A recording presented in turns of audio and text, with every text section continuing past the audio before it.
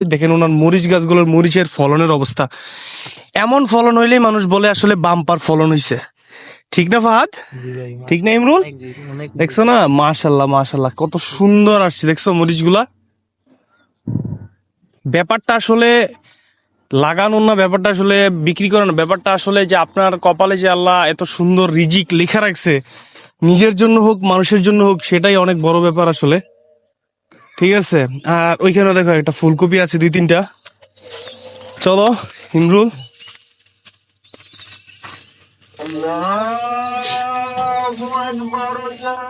এই যে দেখো ফাহাদ, এখানে কত সুন্দর ফুলকপি।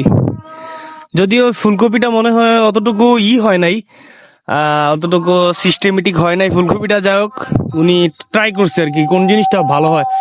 অনেক কিছু আছে ওনার, অনেক কিছু আছে। ফাহাদ আসো, এদিকে আসো।